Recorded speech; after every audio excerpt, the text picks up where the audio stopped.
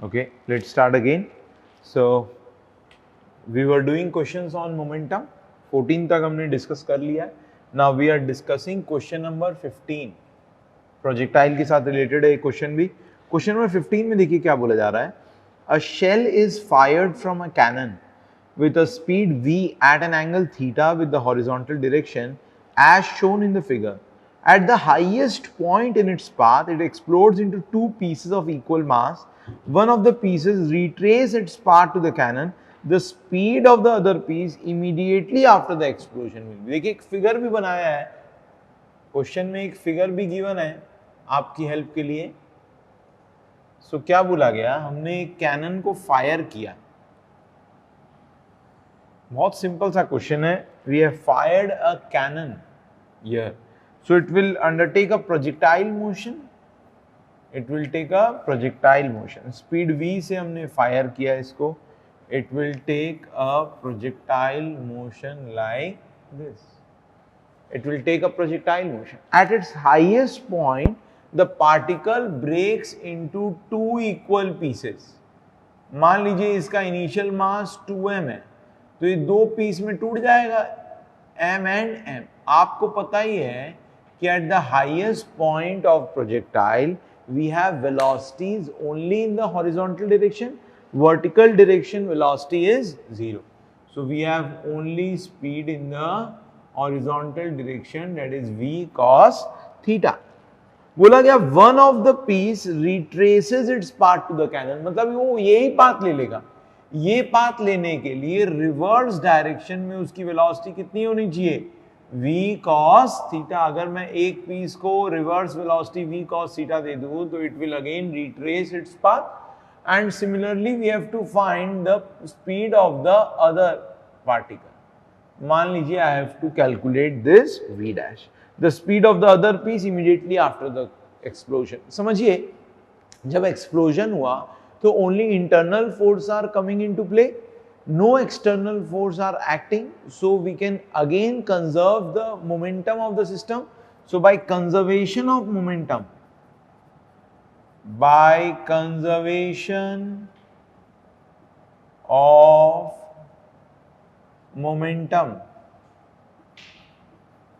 by conservation of momentum हम क्या लिखेंगे, 2m into v cos theta equal to m into v dash positive direction में minus m into v cos theta.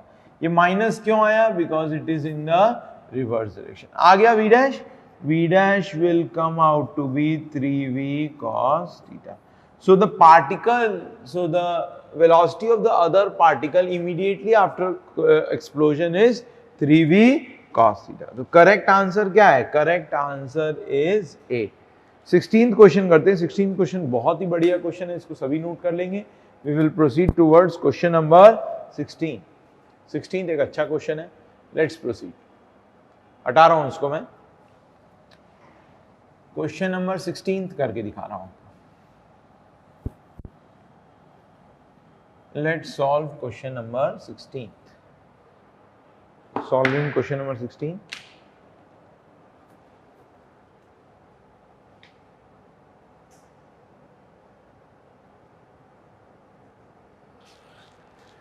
A railway wagon A of mass 10,000 kg collides with another identical wagon B as shown in the figure. If A is moving at 5 meter per second and B is at rest, so before collision क्या है, this is a railway wagon, this is wagon A and this is wagon B. So just before collision,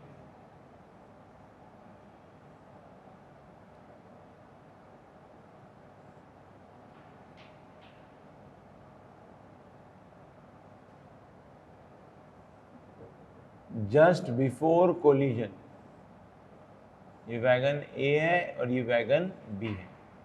तो wagon B is at rest and wagon A is moving with a speed of how much, 5 metre पर second. Wagon A का speed कितना है, 5 metre पर second and this u2 is equal to 0। Clear है? हमें spring का constant दे रखा है, spring constant is how much, k is equal to 2 into 10⁶ Newton पर मीटर। क्लियर है मेरी बात? मैंने मेगा न्यूटन को ऑलरेडी न्यूटन में कन्वर्ट कर लिया। बोला गया the maximum compression in the spring S will be, spring का मैक्सिमम कंप्रेशन निकालना। बड़ा इंटरेस्टिंग क्वेश्चन है, जरा ध्यान दीजिएगा। इन दोनों वैगन्स का मास सेम है। मास कितना है इन वैगन्स का? That is 10⁴ kg। वैगन्स तो समझते हैं ना, वैगन्स एंड कोचेस हम रेलवेज में यूज करते हैं, ट्रेन में यूज करते हैं।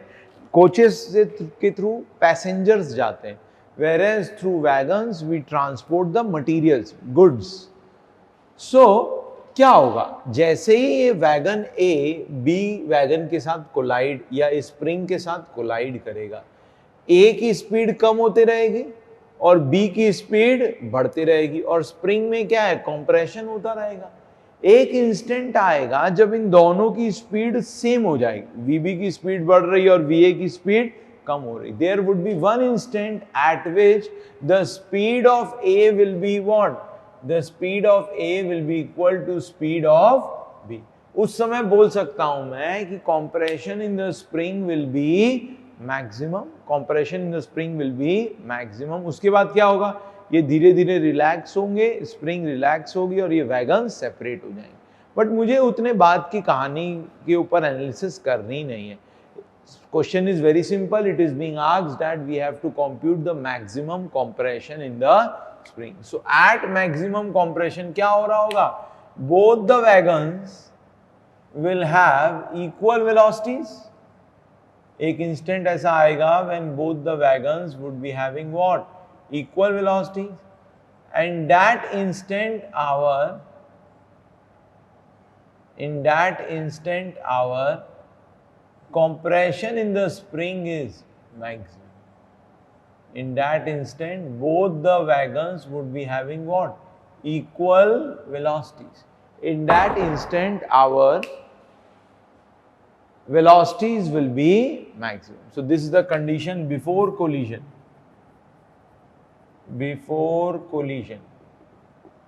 and this is the condition after collision, clear है, before and after collision। So at maximum compression of spring,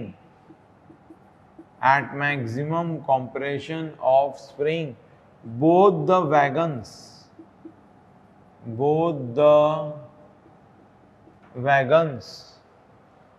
A and B will have equal velocity। तो एक बार हम मैकेनिकल एनर्जी को कंजर्व करेंगे और एक बार हम किसको कंजर्व करेंगे, मोमेंटम को। लेट्स कंजर्व द मोमेंटम पर, क्योंकि सारा इंटरनल फोर्स है, कोई एक्सटर्नल फोर्स है ही नहीं। बाय कंजर्वेशन ऑफ मोमेंटम हम क्या लिख देंगे, m into u a plus m into ये यू बी होगा, sorry this would be u b, m into u b तो 0 है, will be equal to 2m into v। so v क्या हो जाएगा, ua by 2, that is 2.5 metre पर second. v निकाल लिया मैंने, देखो कितना सिंपल है। अगेन फिर हम इसके बाद देखो क्या लिखेंगे, by conservation of energy, by mechanical energy को कंजर्व करूंगा। देखो काइनेटिक एनर्जी नहीं कंजर्व होगा, मैकेनिकल एनर्जी कंजर्व होगा। जो भी चेंज इन काइनेटिक एनर्जी होगा that would be stored in the spring. देखो मैं कैसे करूंगा, by conservation of mechanical energy. देखिए हम क्या लिखेंगे, मैकेनिकल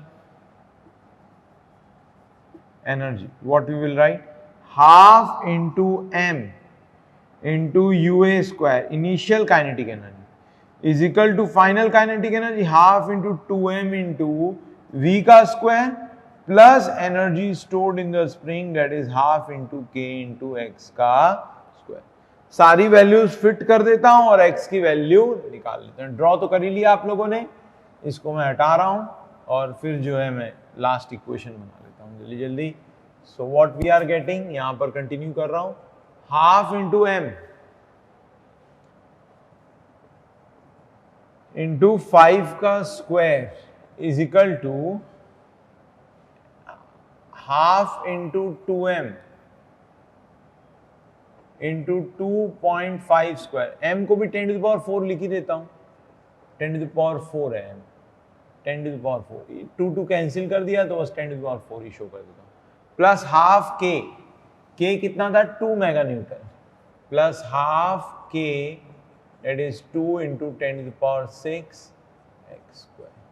x निकालने की कोशिश करते हैं। नाउ लेट्स कैलकुलेट x, इसको कैलकुलेट करिए, 10 to the power 4 पूरा कट कर दीजिए तो यहां से क्या आ जाएगा 25/2 माइनस 2.5 का whole square that is 6.25 is equal to 10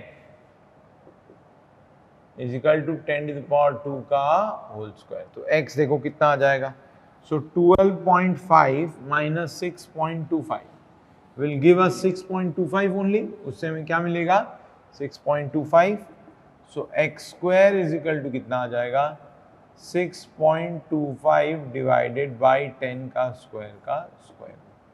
सो कितना आ जाएगा x will come out to be, ये देखो कितने का स्क्वायर रूट है, 2.5 का स्क्वायर रूट है, so 2.5 divided by 10 that is 0.25 metre. Centimetre में क्या लिख सकते हैं, therefore x is equal to क्या 25 centimetre. So correct answer is B and C both. देखिए क्या है ना, इस क्वेश्चन में ना कुछ मिसप्रिंट हुआ है, बी और सी ऑप्शन सेम कर दिया, both the options are correct, इधर बी और सी। क्लियर है, बोथ आर 25 सेंटीमीटर। बहुत ही सिंपल सवाल था, बस इसमें आपको एनर्जी कंजर्व करना था, mechanical energy, and we have to conserve what momentum. इसी तरीके से एक्चुअली कोलिजन भी होता है। क्लियर है, इलास्टिक कोलिजन कुछ इसी तरीके से होता है। Clear, okay.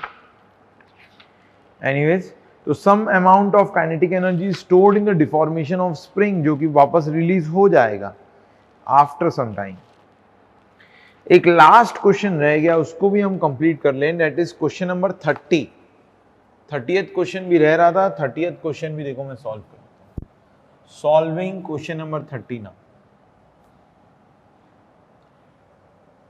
Question number 30 solve करके दिखा रहा हूं। Solving question number 30।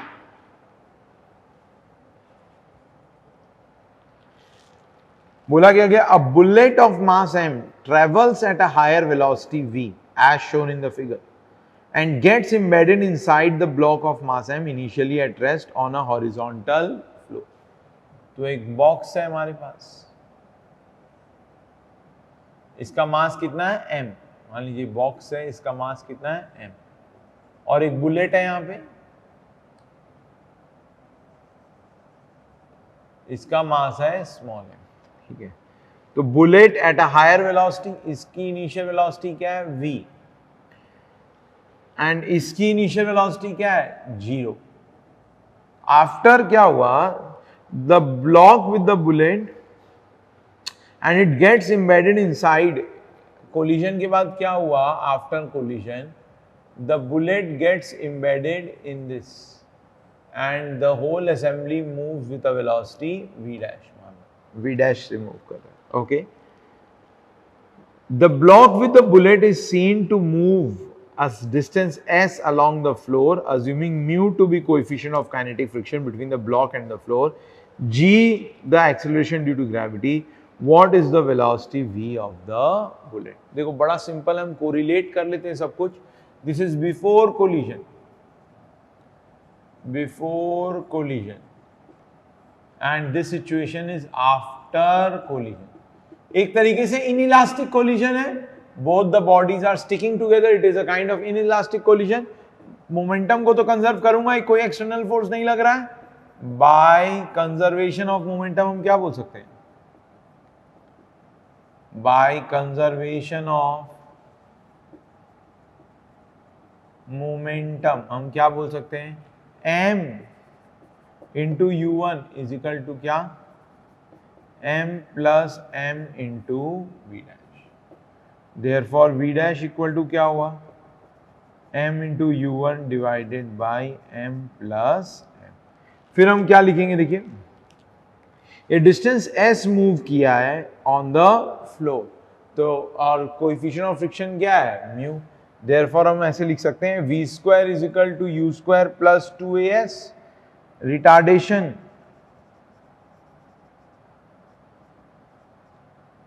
is equal to what, friction by mass, that is mu mg m plus m into g divided by m plus m। ये क्या है मेरा retardation, mu g. Now distance travelled before coming to rest, चलो इसको हटा के लिख देता हूं। नाउ डिस्टेंस v डैश निकाल लिया मैंने। Now distance travelled before coming to rest, ये पूरा सिस्टम रेस्ट में आने से पहले कितना डिस्टेंस ट्रेवल किया है, s। Now distance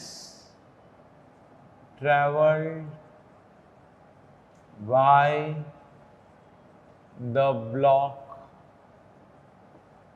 before coming to rest is s equal to, s दे रखा है मैं, s equal to u square ut plus या v square is equal to is s, therefore v square is equal to u square plus 2as use करूंगा मैं। Retardation है तो negative acceleration, सो हम क्या लिखेंगे, फाइनल वेलोसिटी तो क्या है, जीरो, इनिशियल वेलोसिटी क्या है, v dash, that is m u1 कितना है, mv by m plus m, that is mv by m plus capital m, this is initial velocity square plus minus 2 mu g S. मुझे v बताना था, v की value कितनी हो जाएगी, v की value will be equal to how much, so the speed of the bullet should be how much, square root कर देता हूं इसका, तो v कितना हो जाएगा, m plus capital M divided by m into square root of 2 mu g s। Clear है, सही। तो करेक्ट आंसर क्या होगा, m plus m by small m under root 2 mu g s, that is option A is the correct. Simple ही था। तो मैंने काफी सारे क्वेश्चन किए आपकी बुकलेट से कंजर्वेशन ऑफ मोमेंटम के।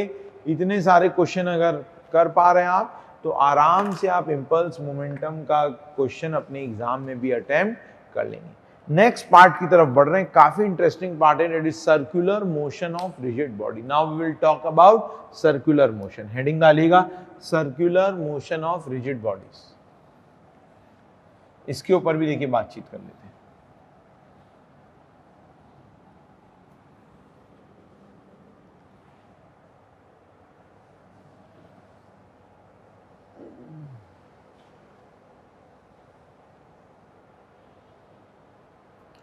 Circular motion of rigid bodies, heading डालिएगा सभी।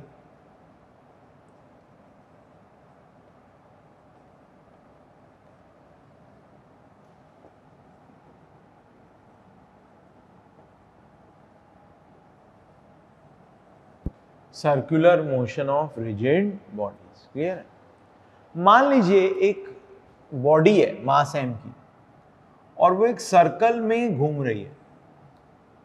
we have a body of mass m and it is revolving in a circle with a constant speed v। Speed क्या है इसका, constant, it is revolving eight a constant speed v। तो क्या acceleration zero होगा, speed constant है तो क्या acceleration zero होगा।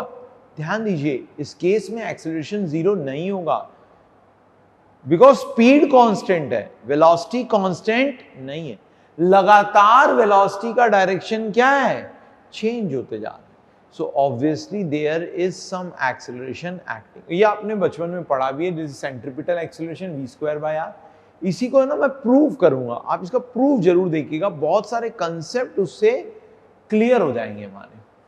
सो मान लीजिए मैंने दो इंस्टेंट पे इस बॉडी को देखा, एक ए पोजीशन पे और बी पोजीशन पे। मान लीजिए दो इंस्टेंट पे इस बॉडी को देख रहा हूं, at A position and at B position. This is A position, इस समय वेलोसिटी वी ए इस तरीके से है v, एंड इस समय वेलोसिटी वी बी क्या है, वो इस तरीके से v b vector, and magnitude दोनों ही केस में क्या है, v ही है। क्लियर। मान लीजिए स्मॉल डिस्प्लेसमेंट है, बस ये angular displacement that is D theta, both the radius is r, small r ही कर देता हूं। क्लियर है मेरी बात। मुझे एक्सेलरेशन निकाल के लाना है, बहुत बढ़िया। I need to find the acceleration. देखिए एक्सेलरेशन कैसे निकाल के लाऊंगा, क्लियर है।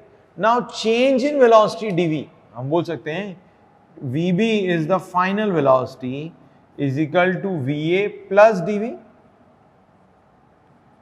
where dv is what, the change in velocity।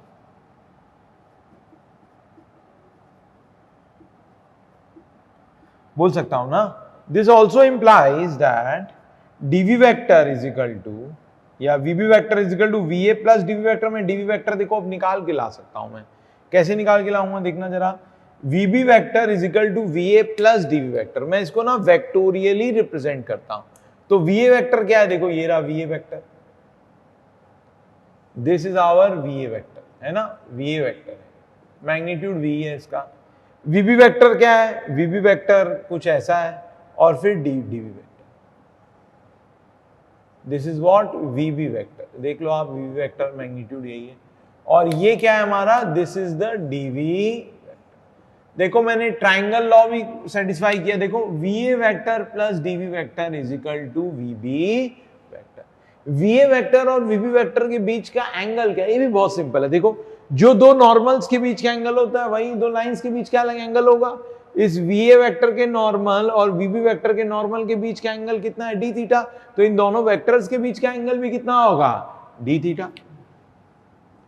ये आइसोसेलेस ट्राइंगल है, both the angle should be same, so it is almost equal to क्या, 90 डिग्री, है ना। ये एक एंगल कितना होने वाला है, दिस एंगल विल, या ये एंगल कितना होने वाला है, अल्फा। इसको क्या बोल सकता था, 90 माइनस डी थीटा, या 180 minus d theta divided by 2, that is okay, दिखाई नहीं देगा, ओके। सो ये angle is almost equal to 90 degree. देखो मैं इसको प्रूव कर सकता हूं, ये एंगल कितना होता, 180 माइनस डी थीटा, तो आइसोसेलेस ट्राइंगल है, divided by 2, that is almost equal to क्या, 90 डिग्री। देखिए इस पूरे एनालिसिस से एक चीज समझ में आई, जो dv वेक्टर है that is at right angles to va vector, इसको मैं यहां अटैच कर देता हूं, तो dv वेक्टर का डायरेक्शन यहां पे पता लग जाएगा। So dv vector is at right angles to va vector and it is directed radially inwards. तो जो चेंज इन वेलोसिटी है that is what, radially inwards. तो हमारा एक्सेलरेशन भी क्या होगा, रेडियली इनवर्ड्स। तो I can say therefore change in velocity, therefore change in velocity dv vector is at right angles to, is at right angles to va vector and in radial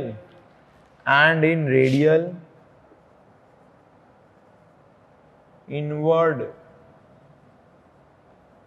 direction. Therefore acceleration को देखिए अब हम क्या लिखेंगे, ये लिख लीजिएगा सभी। Now let us find the acceleration. अब देखो मैं एक्सेलरेशन फाइंड करके दिखाता हूं, let's find the acceleration. So acceleration क्या हो जाएगा, therefore acceleration is equal to क्या, एक्सेलरेशन इज इक्वल टू क्या लिखूंगा मैं, dv by dt, dv by dt। dv को क्या लिख सकता हूं, देखिए v d थीटा, ये तो इसको सर्कुलर आर्क से भी मैं रिप्लेस कर सकता हूं because this angle is very very small, both the magnitudes are same of the sides, dv बाई डी थीटा अपॉन dt, ऐसे लिख सकता हूं ना। देखिए अब d थीटा को मैं क्या लिखूंगा, क्या मैं ऐसे लिख सकता हूं, क्या ये मान लीजिए ds है, this distance is how much, ds, so ds को क्या लिखेंगे, ds is equal to r d theta, therefore acceleration equal to, therefore this implies acceleration equal to क्या हो जाएगा, d theta को क्या लिखेंगे, v by r into ds by dt, ds by dt को क्या लिख दूंगा मैं, ds by dt is nothing but v, this implies acceleration क्या है हमारा, यही हमारा नॉर्मल एक्सेलरेशन है या centripetal acceleration, an is equal to क्या हो गया, v square by r, this an is what, this an is the normal or centripetal acceleration, देखिए मैंने प्रूव कर दिया, and it is where, it is directed where, it is directed radially inwards, a is equal to how much, v square by r, an is equal to, इसको भी इसी के नीचे बना लीजिएगा इस फिगर को वापस, so this acceleration is actually what, in the radial inward direction, इसी एक्सेलरेशन को क्या बोलते हैं हम लोग, सेंट्रीपिटल एक्सेलरेशन। तो मैंने प्रूव कर दिया, अगर बॉडी को आपको गोल गोल घुमाना है तो अंदर कम से कम कितना एक्सेलरेशन होना चाहिए, अंदर उसमें एक्सेलरेशन होना चाहिए an। एक सेंट्रीफ्यूगल फोर्स भी सुना होगा आपने, that is nothing but the inertia force और the pseudo force.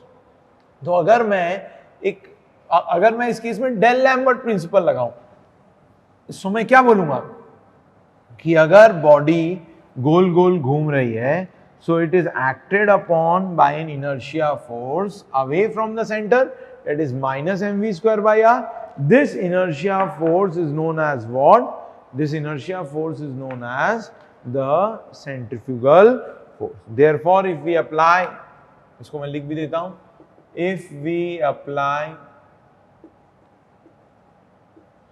Del Lambert's principle, D'Alembert principle से ही तो आता है वो इनर्शिया फोर्स या pseudo force, if we apply D'Alembert principle to get equilibrium condition, to get equilibrium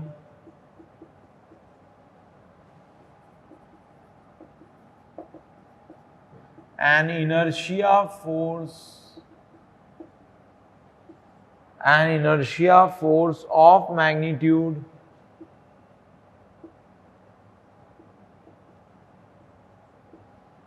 mv square by r must be applied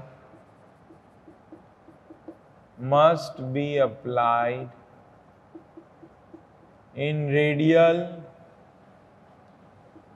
outward direction, must be applied in radial outward direction, must be applied in radial outward direction. This force is called, this force is called centrifugal force. This force is called centrifugal force. This force is called centrifugal force. Centrifugal force. This force is called centrifugal force. तो अगर इसमें हमें equilibrium लेके आना तो हम acceleration नहीं consider करके क्या कंसीडर कर रहे हैं, एक force that is what, that is acting radially outwards. This force is nothing but known as what, mv square by r हो जाएगा, moving with v. This force is the pseudo force or centrifugal force. Fugal मतलब क्या होता है, away from centre, इसलिए इसको क्या बोलते हैं, सेंट्रीफ्यूगल। सेंट्रीपिटल मतलब towards the centre, therefore that acceleration is known as centripetal acceleration. तो याद रखिएगा एक्सेलरेशन हर वक्त सेंट्रीपिटल होता है, whereas force is always centrifugal. Acceleration is always centripetal, whereas force is always centrifugal. Clear hai? Okay. Now let's start doing certain numericals on this topic. ये भी आपकी booklet में कुछ न्यूमेरिकल्स हैं, उसको कवर कर लेते हैं. हमने कुछ न्यूमेरिकल्स छोड़ दिए थे चैप्टर नंबर 3 में because they were of circular motion. तो कुछ न्यूमेरिकल स्टार्ट करते हैं. So let's do the first numerical. Question number chapter number 3 को लिएगा जल्दी से. क्वेश्चन नंबर 14 से स्टार्ट कर रहा हूं. Let's start doing certain numericals on circular motion. तो अब न्यूमेरिकल्स के थ्रू इसको और अच्छे से क्लियर कर लेंगे. इसको नोट कर लीजिएगा सभी. Let's proceed. चैप्टर नंबर 3 का question number 14. Doing this.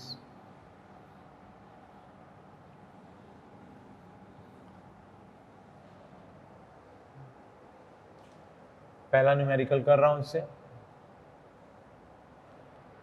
Question number 14 में देखिए क्या बोला जा रहा है. A particle is traversing a curved path with the radius of curvature 300 meter. Radius of curvature कितना है? 300 meter. Speed कितना है? v 108 kilometre per hour. तो उसको मीटर पर सेकेंड में कन्वर्ट करने के लिए क्या किया मैंने? 80. 6 5 30 मीटर पर सेकेंड. क्लियर है? ओके. और क्या बोला गया? अ टेंजेंशियल एक्सेलरेशन 80 लग रहा है. That is a tangential acceleration. Okay. एक चीज मैंने नहीं बताई, मैं फिर से देखो रिपीट कर देता हूं. 80 is for the total acceleration of the particle is. अब चीज देखिए, ये मैं क्वेश्चन के थ्रू ही क्लियर कर देता हूं.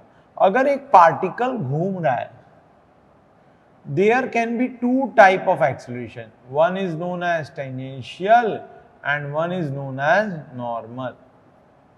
80 is the tangential acceleration, tangential direction.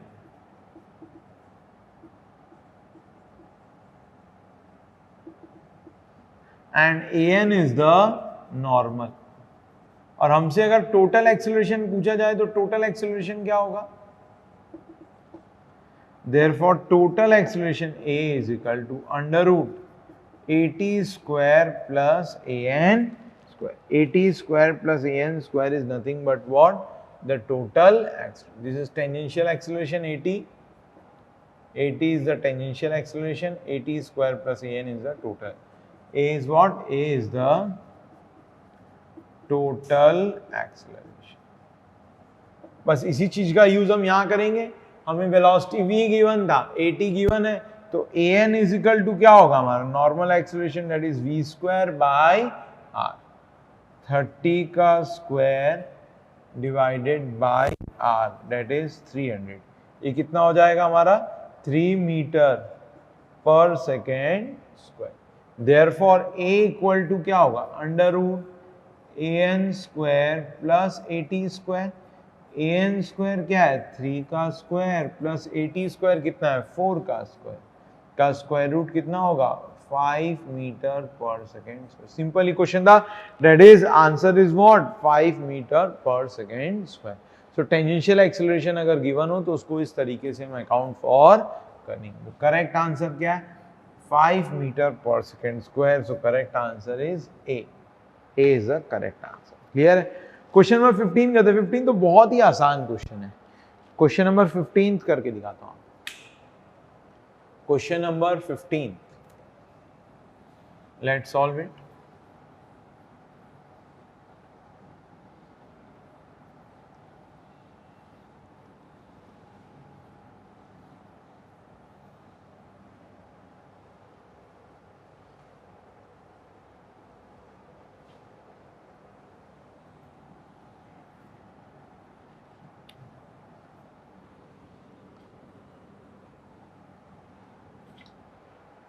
Question number 15 कर रहा हूं.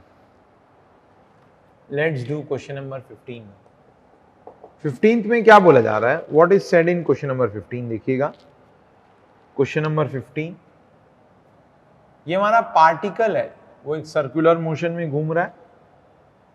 an is acting inward direction 18 metre पर second square and this is v 36 metre पर सेकेंड. क्लियर है? ओके. तो रेडियस ऑफ कर्वेचर पूछा जा रहा है. A particle is travelling in a curve path, has a velocity 36 metre पर second and normal acceleration दे रखा है. यार ये तो बहुत ही सिंपल है. ए एन को बस क्या लिखना है, v square by r. So 18 is equal to 36 का स्क्वायर बाई आर. आर कितना हो जाएगा, r will come out to be 72 metres. Solve कर लीजिएगा, आंसर आ जाएगा, that is 72 metres. Clear. Question number 16 बहुत अच्छा क्वेश्चन है. क्वेश्चन नंबर 16 सॉल्व करते हैं. Let's solve question number 16 now. Question number 16 solve करो. Solving question number 16 now.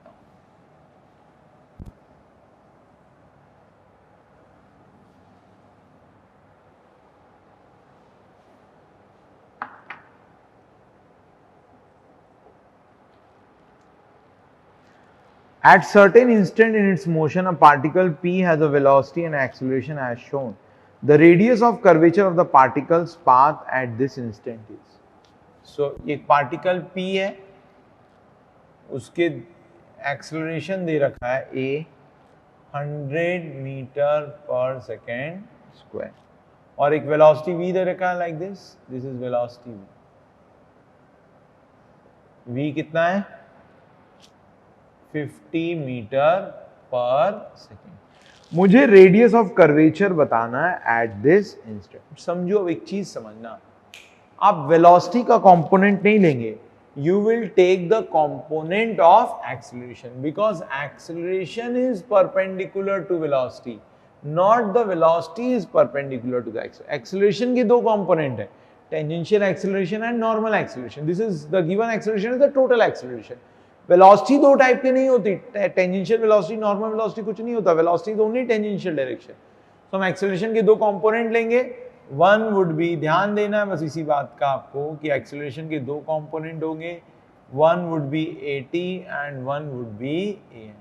ये बचा हुआ एंगल कितना है, 30 डिग्री.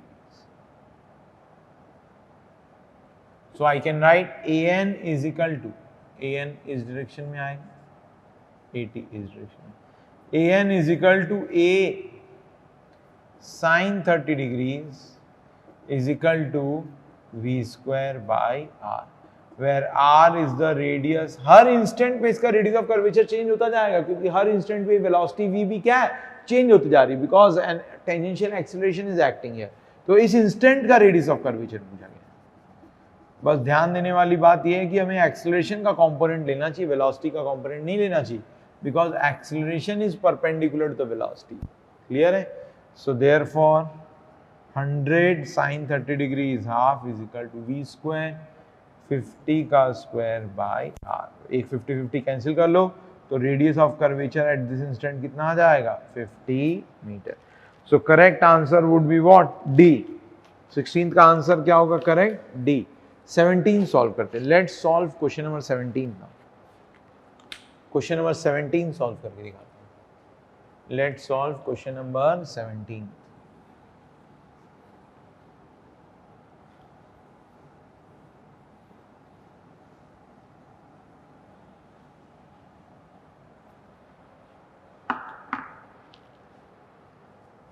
क्वेश्चन नंबर 17 बोला गया, automobile is travelling at 25 metre पर second, crests a hill of radius 625 meter. Just as the driver slams on the brakes and skids to stop. तो एक ऑटोमोबाइल है, वो अपनी क्रेस्ट पोजीशन पे बोला गया. इसका रेडियस दे रखा है हमें, ये रेडियस कितना है, 625 मीटर. इस टाइम में इसकी वेलोसिटी कितनी है, 25 मीटर पर सेकेंड. क्लियर. ड्राइवर ने ब्रेक मारा तो सारे के सारे व्हील्स जैम हो गए और कार क्या स्किड करना स्टार्ट कर दी. तो फ्रिक्शन निकालना है. फाइंड द कार्स डिसेलरेशन, मतलब मुझे कार्स का डिसेलरेशन, ये टेंजेंशियल एक्सेलरेशन ही पूछ रहे हैं. Deceleration at the instant the brakes are applied. मुझे टेंजेंशियल डिसेलरेशन निकालना है तो उसके लिए फ्रिक्शन निकालना पड़ेगा, और फ्रिक्शन निकालने के लिए मुझे इस इंस्टेंट में क्या चाहिए, normal reaction. I need to find out the normal reaction. Wheels का एक नॉर्मल रिएक्शन होगा, एक mg फोर्स नीचे लग ही रहा है, मास मुझे गिवन नहीं है, शायद जरूरत नहीं पड़े, फ्रिक्शन कहाँ होगा, पीछे की तरफ, और एक an एक्सीलरेशन होगा नीचे की तरफ। It is always towards the centre. तो मैं क्या बोल सकता हूं, बाय न्यूटन सेकेंड लॉ हम क्या बोल सकते हैं, mg minus n is equal to m into an। So n is equal to कितना आ जाएगा, m into g, g is 10 minus an क्या होगा, an is equal to v square by r। So an is v square is 25 का square divided by 625, तो 1 हो जाएगा। It is n is equal to 9। Therefore f is equal to क्या होगा, mu into n, mu into n 9 newton, 9m newton है ये, तो mu into n क्या कर दूंगा मैं, म्यू कितना है हमारा 0.7, mu is how much 0.7 into 9m, that is 6.3m. So deceleration that is deceleration equal to कितना होगा, friction by mass, that is 6.3 metre. Tangential deceleration ही पूछा जा रहा है, that is nothing but 6.3 metre per second square. Answer is what, answer is obviously. देखो आप ऐसे भी सोच सकते थे, मैंने तो सेंट्रीफ्यूगल एक्सीलरेशन से किया, अगर सेंट्रीफ्यूगल एक्सीलरेशन सेंट्रीफ्यूगल फोर्स लगाते तो centrifugal force would be in the upward direction, जिसके कारण कांटेक्ट बढ़ता कि कांटेक्ट लॉस होता, ऑब्वियसली कांटेक्ट लॉस होता तो नॉर्मल रिएक्शन कम होता। देखो नॉर्मल रिएक्शन कम ही हो रहा है। क्लियर है मेरी बात? So this case can be done like, ऐसा ही मिलता जुलता क्वेश्चन है क्वेश्चन नंबर 18, बड़ा इंटरेस्टिंग क्वेश्चन है। क्वेश्चन नंबर 18 सॉल्व करके देखते हैं। Now let's solve question number 18। 17 तक मैंने सॉल्व कर लिया, now let's solve question number 18। 18th question solve करके दिखाता हूं।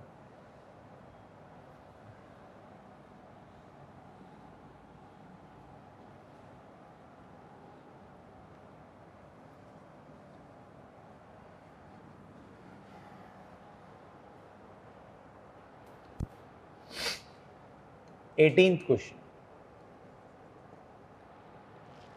a car travels on a roller coaster type of road at a constant speed. If the reaction of the road at point 1 is twice the weight of the car and that at point 2 is half the weight of the car, the ratio r1 by r2, r1 and r2 are the radius of curvature। बड़ा ही simple question है, देखो जरा। तो हमें बोल रखा है car की दो पोजीशन है, एक बार कार इस पोजीशन पे और एक बार कार इस पोजीशन। क्लियर है? ये फर्स्ट पोजीशन है कार की और ये सेकंड पोजीशन है। ध्यान दो, अब बोला गया the reaction of the car eight point 1 is twice the weight of car. मतलब यहां पर जो N1 होगा हमारा, N1 इज 2mg, वेरेज यहां पर जो N2 है normal reaction, that is mg by 2। देखो अब इसका mg तो वेट नीचे की तरफ लगेगा ही हर वक्त, mg तो वेट नीचे की तरफ लगेगा। यहां पर नॉर्मल एक्सीलरेशन कहां की तरफ होगा, an1 ऊपर की तरफ, क्योंकि रेडियस ऑफ कर्वेचर ऊपर की तरफ है। an is always towards the centre, centre ऊपर की तरफ है, तो an1 will be like this and an2 कैसा होगा, an2 would be like this. For car 1 हम क्या लिख देंगे, n1 minus mg is equal to man। n1 कितना है 2mg minus mg is equal to m into v square by r1। Velocity same है, बोला गया है कि the car is travelling with a constant speed. यहां पर भी स्पीड v और यहां पर भी स्पीड क्या है, v है, तो v इज कांस्टेंट है। r1 निकाल लो यहां से, mm कैंसिल करो, r1 कितना आ जाएगा, r1 is equal to v square by g। तो ये क्वेश्चन नंबर 1 है। फॉर कार 2 हम अगर लिखना चाहें, फॉर कार 2 हम क्या लिखेंगे, an नीचे की तरफ है, तो mg minus n2 is equal to m into an2। mg minus n2 कितना है, mg by 2 is equal to m into V square by r2. This implies mg by 2 r2 is equal to क्या हो जाएगा, 2v square by g. Clear, ये question number 2. आप ध्यान दो, इस केस में हमारा सेंट्रीफ्यूगल फोर्स नीचे की तरफ लगेगा, कार की टेंडेंसी क्या होगी, और स्टिक करके चलने की, तो कांटेक्ट फोर्स नॉर्मल रिएक्शन बढ़ेगा. देखो n1 ज्यादा है, यहाँ पर सेंट्रीफ्यूगल फोर्स ऊपर की तरफ जाएगा, कांटेक्ट लॉस होने की टेंडेंसी, तो नॉर्मल रिएक्शन विल रिड्यूस, और नॉर्मल रिएक्शन कम है भी. इस केस में नॉर्मल रिएक्शन कितना है, mg बाई 2. हमें निकालना क्या है, r1 by r2. I need to find the ratio of r1 by r2. तो r1 बाई r2 निकाल लेते हैं. r1 बाई r2 की वैल्यू कितनी आ जाएगी, देख लो. क्लियर है यहां तक, mv square by r1 it is this much and here we have m. तो r1 by r2 कितना आ जाएगा, r1 by r2 is equal to how much, therefore r1 by r2 is equal to v square by g divided by क्या, 2v square by g, that is half. Half is the correct answer. That is correct answer is what, B. B is the correct answer. Question number 19 कर लेते हैं. Let's solve question number 19 now. Question number 19 solve कर रहा हूं मैं. Let's proceed towards question number 19. Question number 19 में देखिए क्या बोला जा रहा है. What it is said in question number 19. 19 solve कर रहा हूं, देखिए. सिंपल सा क्वेश्चन है, एक बार अटेम्प्ट करिएगा. Question number 19.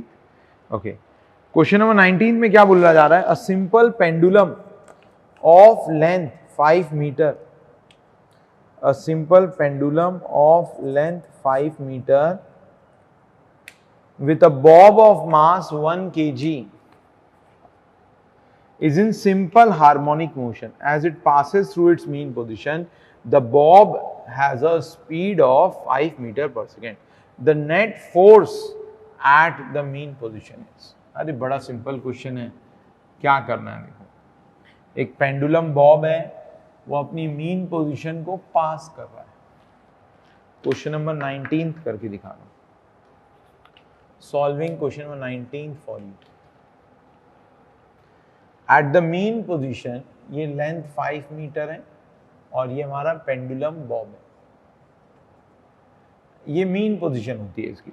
मीन पोजीशन पे इसकी वेलोसिटी कितनी है, वेलोसिटी इज 5 मीटर पर सेकेंड. सो ऑब्वियसली ये तो गोल गोल ही घूम रहा होगा ना ऐसे.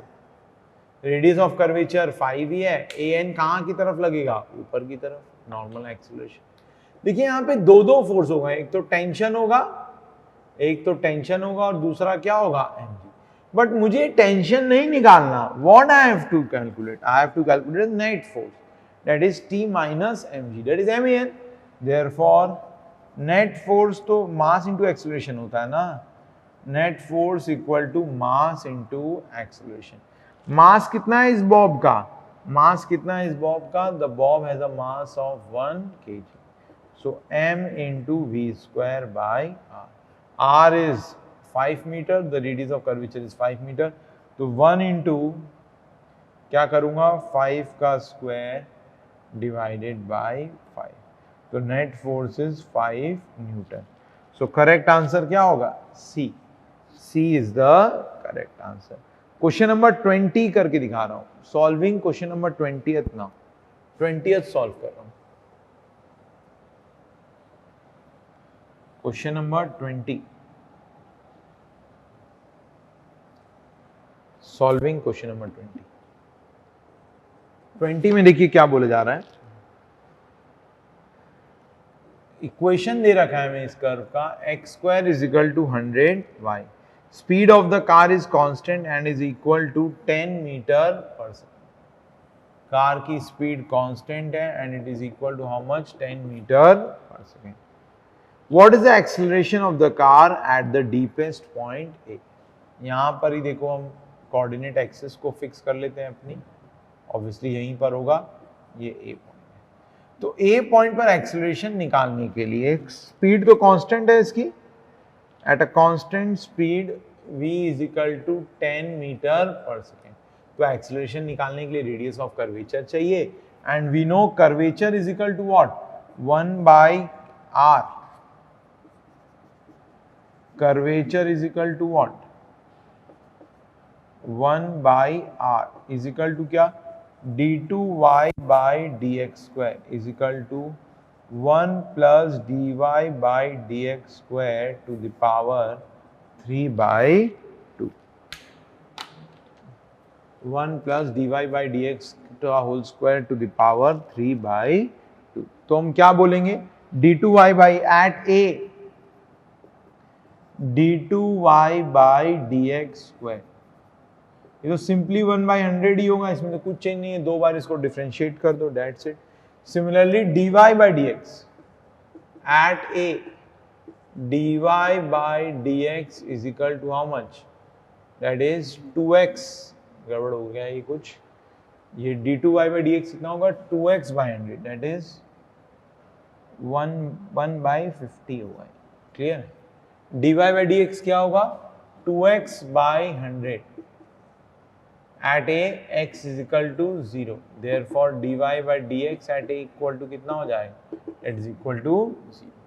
so at a 1/r is equal to how much, 1/50, this implies r is equal to 50 meter। मुझे क्या निकालना है, therefore acceleration at deepest point an is equal to v²/r। v² कितना है, 10, 10 का स्क्वायर डिवाइडेड बाय 50, 10 का स्क्वायर डिवाइडेड बाय 50 करूंगा तो कितना आ जाएगा, दैट इज 2 मीटर पर सेकेंड। सो डीपेस्ट पॉइंट पे इसका एक्सेलरेशन क्या है, 2 मीटर पर second square. So correct answer is B. Clear. So we have completed circular motion of rigid bodies. Now we will start with rotational motion, that is rotation of rigid bodies। ये भी बहुत important topic है, यहीं से हमारा rotational dynamics भी चालू हो रहा है। +2 में आपको काफ़ी परेशानी रही थी इस टॉपिक में, आज थोड़ा ध्यान से पढ़ेंगे, सारी परेशानी सॉल्व हो जाएगी। रोटेशन ऑफ रिजिड बॉडी और रोटेशनल डायनेमिक्स, कुछ एक टर्म समझ लेंगे। मान लीजिए एक डिस्क है, ये this is circular disc which is rotating. मान लीजिए उसका एंगुलर डिस्प्लेसमेंट हुआ theta, this is the angular displacement of the disc. Angular displacement क्या है, theta, theta is the angular displacement. Theta को क्या बोला जाता है, angular displacement. It is usually measured in radians, radians या degrees, generally हम radians में measure करेंगे इसको। Omega, it is the angular velocity and alpha is the angular acceleration। Omega is what? Omega is the angular velocity। Omega को कैसे लिख सकते हैं, जैसे वहां लिखा था ना v is equal to ds/dt, तो यहाँ पर ओमेगा क्या हो जाएगा, d(θ/dt) and it is in radian per second। Similarly omega लिख दिया, alpha is the angular acceleration. इसको क्या बोलते हैं, angular acceleration. Clear. Alpha is the angular acceleration, और अल्फा को क्या लिख देंगे, alpha is equal to d(ω/dt)। ये पहला फॉर्म है, this is the first form. Omega को क्या लिख सकते हो आप, d(θ/dt), उससे फिर क्या हो जाएगा, फ्रॉम दिस एक और फॉर्म आ जाएगा, एक और फॉर्म क्या बन के आएगा, ओमेगा को d(θ/dt) लिखूंगा तो अल्फा क्या होगा, d2θ/dt का स्क्वायर। एक और फॉर्म भी लिख सकता हूं, एक और फॉर्म भी हो सकता है अल्फा का, अल्फा को एक और तरीके से भी लिख सकते हैं। एक और तरीका क्या है अल्फा को लिखने का, अल्फा को ऐसे भी तो लिख सकते थे, देखो d(ω/dθ) into d(θ/dt) from first law of differentiation। d(θ/dt) is again omega, this implies alpha is equal to omega d(ω/dt). So we have three differential equation for alpha, it is same as that of acceleration and velocity. याद है वहां पर भी 3 differential equation हुआ करते थे, a is equal to dv by dt, a is equal to d2s by dt square and a is equal to v dv by ds। यहाँ पर हमारा एनालॉजी से बोल सकता हूँ alpha d omega by dt, alpha is equal to d2 theta by dt square, similarly alpha is equal to omega d omega by d theta. Clear है? So these are the various differential equation connecting alpha and omega। इसी के terms में हम अभी इस chapter में बात करेंगे। There is certain relationship between angular velocities and linear velocities, या angular motion और linear motion के बीच में कुछ relationships होते हैं, उनको भी समझ लेंगे पहले। Angular motion and linear motion, ये देखो आप, ये हम rotational kinematics देख रहे हैं। This was rotational kinematics।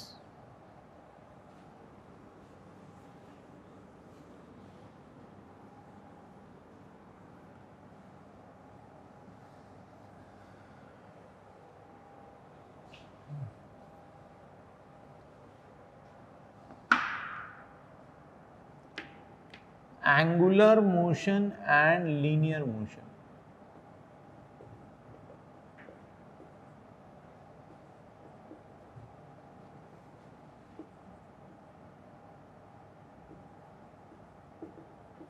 मान लीजिए अगर एंगुलर वेलोसिटी ओमेगा दे रखा है, we need to find the tangential velocity v।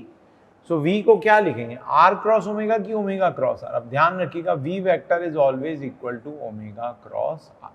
देखो इसको मैं प्रूव कर सकता हूं, देखो कैसे प्रूव करूंगा। मान लो ओमेगा है, ये ओमेगा वेक्टर k कैप है ना, आउट द प्लेन, ये ओमेगा है हमारा, ये r वेक्टर हो जाएगा, r वेक्टर। तो v वेक्टर कौन से डायरेक्शन में होगा, v वेक्टर विल बी, हम तो ऐसे कर्ल करके देखते थे ना, इसको अगर मैं वेक्टर रूल से देख के बताऊं तो देखो ओमेगा क्रॉस r, है ना, ऐसे ही तो होता है, omega cross r is thumb will give us the direction of v। अगर मैं r क्रॉस ओमेगा करूंगा तो it will give us wrong direction. वो बहुत बार हम लोग v is equal to r omega लिखते हैं, तो बहुत बार हम वेक्टोरियली इसको गलत लिख देते हैं, that is r cross omega, वो गलत है। v vector is equal to what, omega cross r। Similarly अगर मैं टेंजेंशियल एक्सेलरेशन लिखना चाहूं at को क्या लिखूंगा, tangential acceleration dv by dt that is equal to d omega by dt cross r vector, that is at vector equal to क्या हो जाएगा, alpha cross r vector, this is at vector. और an तो मुझे पता ही है, an is equal to what, an is v square by r, वो तो होगा ही, that is the normal acceleration that will always exist, that is an vector v square by r perpendicular to the r vector.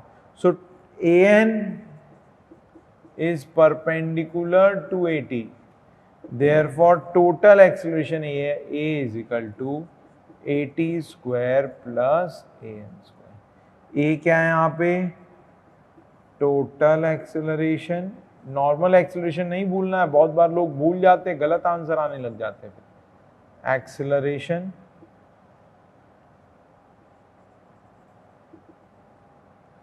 at is what, tangential acceleration.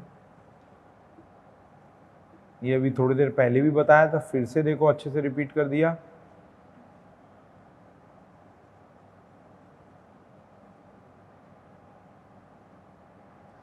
And an is the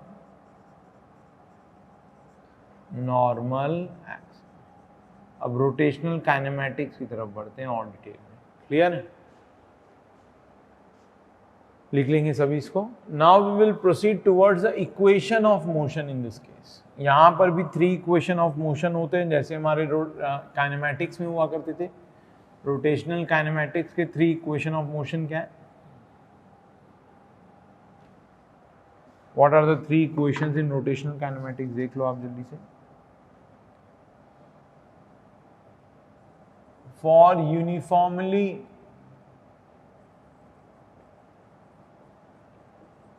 accelerated motion, uniform accelerated होना चाहिए, accelerated motion, uniform acceleration का मतलब alpha is constant.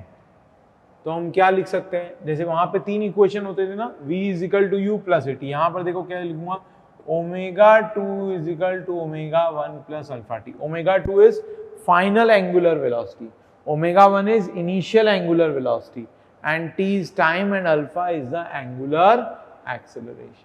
Omega 2 is equal to omega 1 plus alpha T. फिर s की जगह theta आ जाएगा.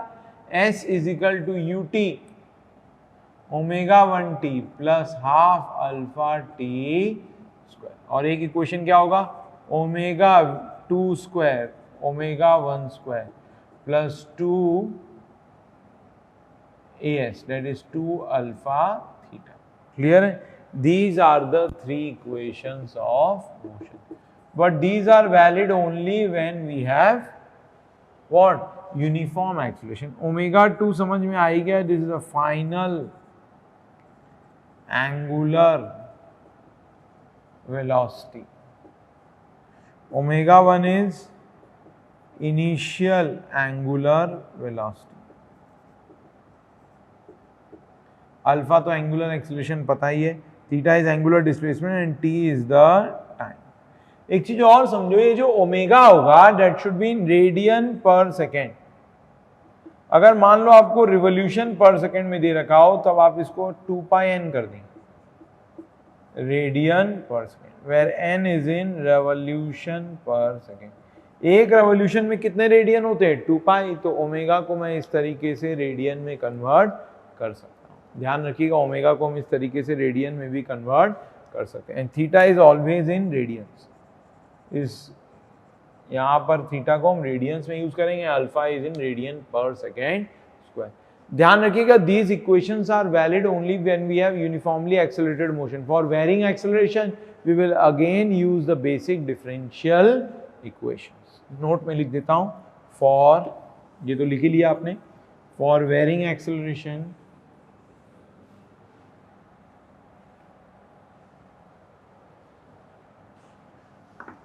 Note में लिख देता हूं इस पॉइंट को,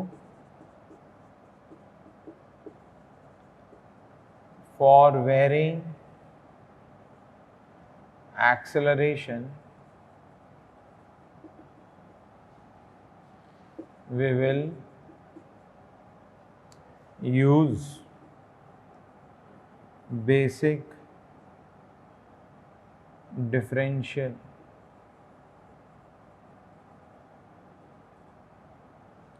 इक्वेशंस. ऑलरेडी आपको बता ही दिया है, उन डिफरेंशियल इक्वेशंस को यूज करके we will find the given quantities. Clear है? ओके, नोट कर लीजिए. ये तो था रोटेशनल काइनेमैटिक्स. देखो कितना सिंपल था. Now we will see rotation kinetics. इसको भी मैं एनालॉजी से समझा देता हूं. रोटेशनल काइनेटिक्स,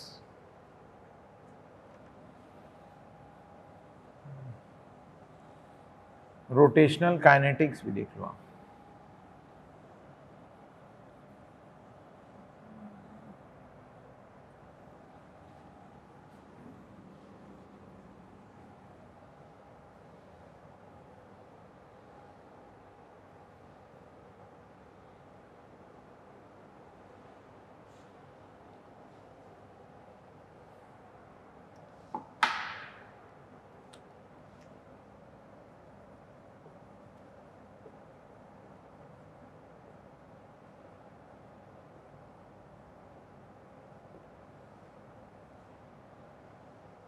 रोटेशनल काइनेटिक्स, सबसे पहला क्या है, वहां पर हम पढ़ते थे ट्रांसलेशन मोशन में net force equal to mass into acceleration.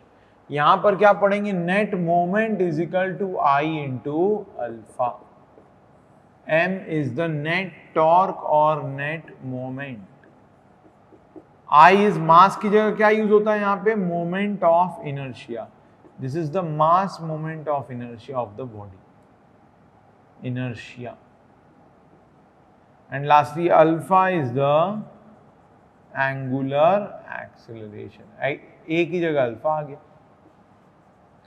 Clear है?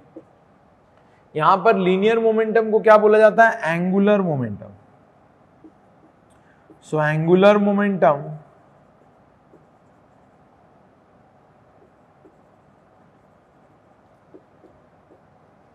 आई एल वेक्टर से I omega.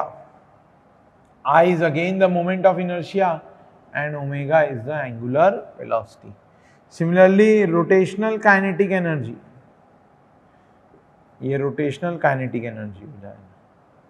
तो बस जहां जहां मास है वहां वहां आई आ जाएगा, जहां जहां वेलोसिटी वहां ओमेगा आएगा, जहां जहां एक्सेलरेशन है वहां अल्फा आएगा, जहां जहां फोर्स है वहां मोमेंट आएगा। Rotational kinetic energy is equal to half mv square होता था, तो यहाँ पे क्या हो जाएगा, हाफ आई ओमेगा स्क्वायर। मैं जरा मोमेंट ऑफ इनर्शिया के बारे में कुछ बातें बता देता हूँ, बहुत सिंपल सिंपल बातें, जरा सुनते चले जाइए। मोमेंट ऑफ इनर्शिया,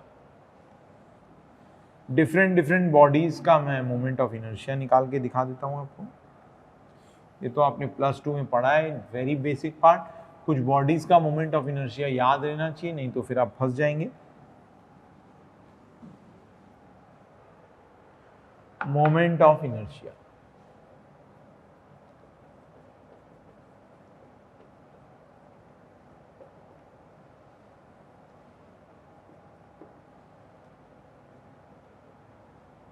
आई क्या होता है, it is integral of R square dm, that is second moment of mass. This is known as what? Moment of inertia. I is nothing but equal to क्या, r square dm. Clear? दो theorem होते हैं आपको पता है, one is the perpendicular axis theorem and second one is what, the parallel axis theorem. कुछ examples के through बता दूंगा। सबसे पहले हम लोग सिलिंड्रिकल शेल का मोमेंट ऑफ इनर्शिया निकाल लेते हैं। सिलिंड्रिकल शेल बोल रहे हो या थिन रिंग बोल दो, both will have the same moment of inertia. Ring और सिलिंड्रिकल शेल,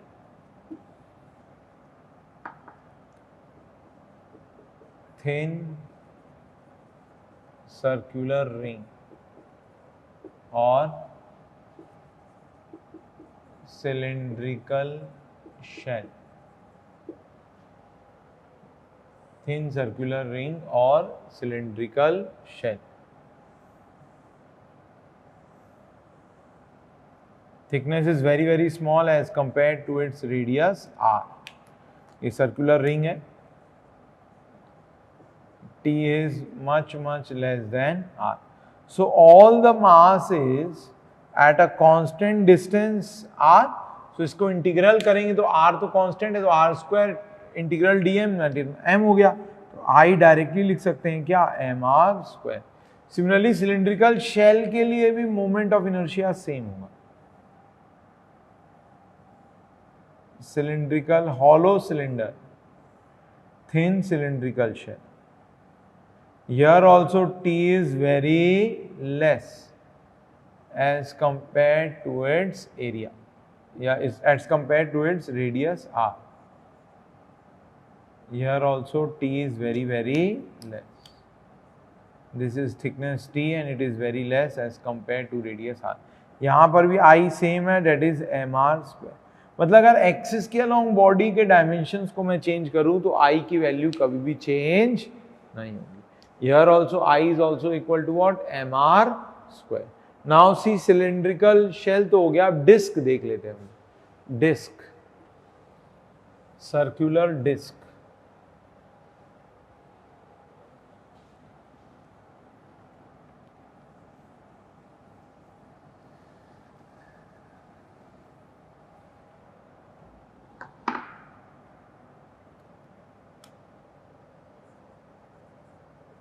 सर्कुलर डिस्क और solid cylinder both will have same moment of inertia। एक सॉलिड सर्कुलर डिस्क है ऑफ रेडियस r, या फिर एक सॉलिड सिलेंडर है ऑफ रेडियस r। इस axis के अबाउट मोमेंट ऑफ इनर्शिया निकाल रहा हूं, ये जेड एक्सिस बोल दो या तो इसको, ठीक है। तो I will be equal to, axis change करूंगा तो मोमेंट ऑफ इनर्शिया चेंज हो जाएगा, mr square by 2। Here also I is equal to what, mr square by 2। Clear है ना, ये जेड जेड एक्सिस के अबाउट है, I Z Z, here also I Z Z, this is the Z Z axis. Clear है, ये x axis है, ये y axis है। हमने किसके अबाउट निकाला है, जेड जेड एक्सिस। वो वाला केस भी सेम का, that was the Z Z axis. Clear है। Now let us see long thin rod, long thin prismatic rod, हर जगह क्रॉस सेक्शन सेम है उसका।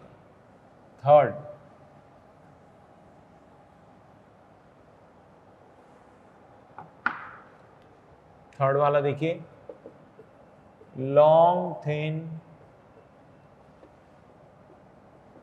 प्रिज्मेटिक रॉड,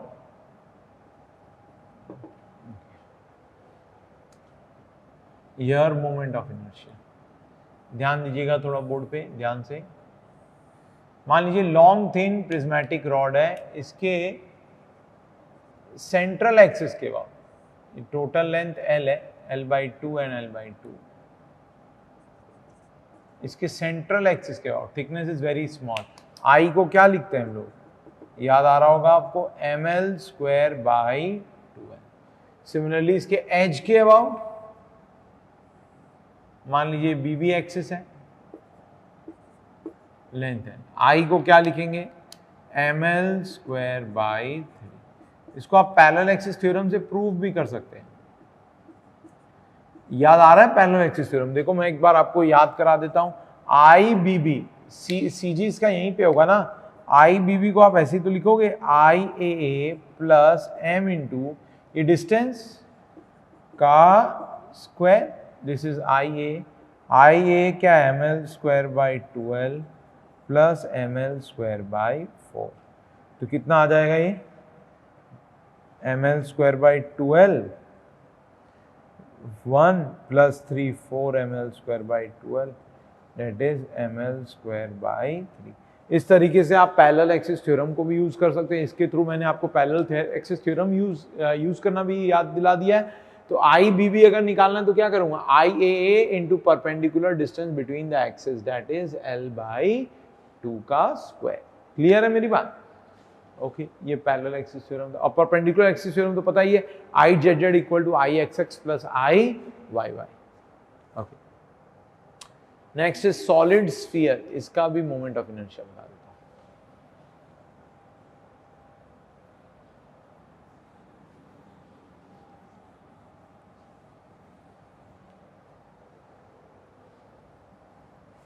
सॉलिड स्फीयर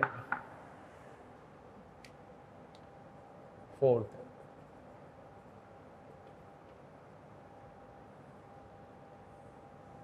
देखिए रिंग का मोमेंट ऑफ इनर्शिया ना हमारे डिस्क से ज्यादा है, क्योंकि ज्यादा से ज्यादा मास हमारे सेंटर से दूर है। डिस्क का कम होगा क्योंकि ज्यादा से ज्यादा मास अब सेंटर के पास भी आना स्टार्ट हो जाएगा। क्लियर है? सॉलिड स्फीयर है, this is solid sphere of radius r। इसका मोमेंट ऑफ इनर्शिया I को क्या लिखते हैं, 2/5 mr²। ऑब्वियसली हॉलो स्फीयर का ज्यादा होगा मोमेंट ऑफ इनर्शिया, उसका 2/3, that is thin spherical shell. Thin spherical shell,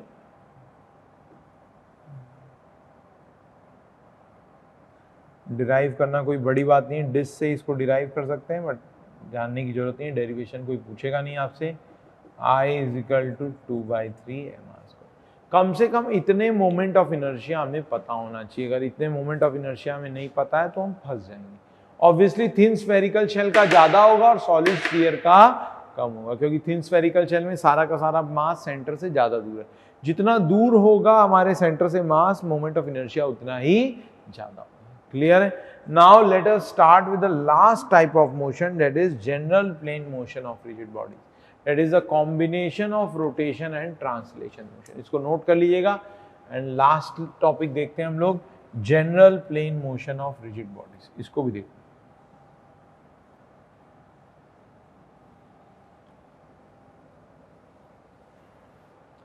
हैं, general plane motion of rigid bodies.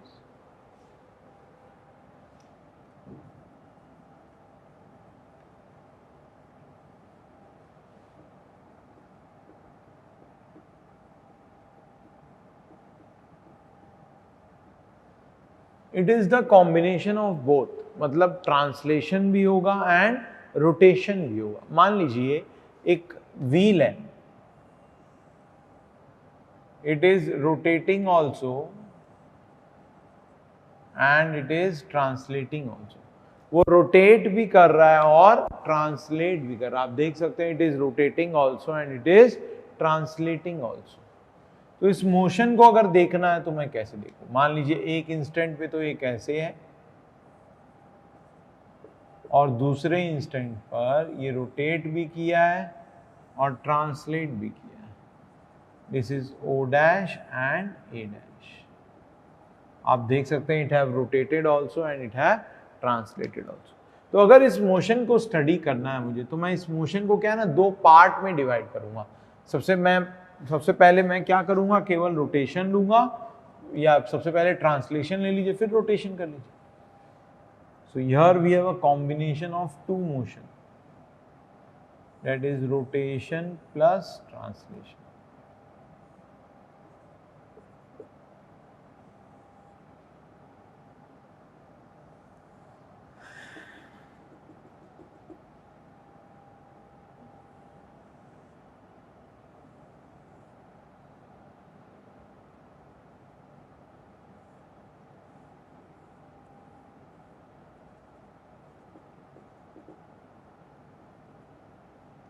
O dash A dash.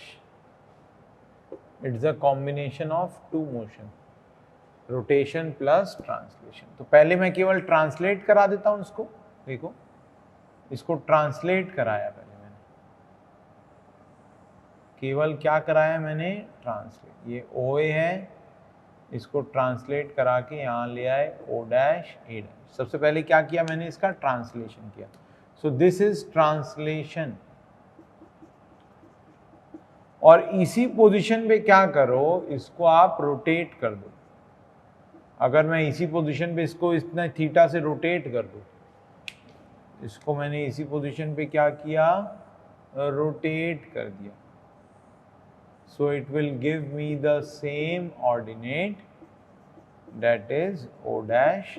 तो हम ऐसा भी तो कर सकते थे कि पहले केवल ट्रांसलेट किया और फिर रोटेट किया, तो आपको फिर से O डैश A डैश मिल जाएगा। आप ऐसे भी कर सकते थे कि पहले रोटेट करो फिर ट्रांसलेट करो, it will again give us the same result.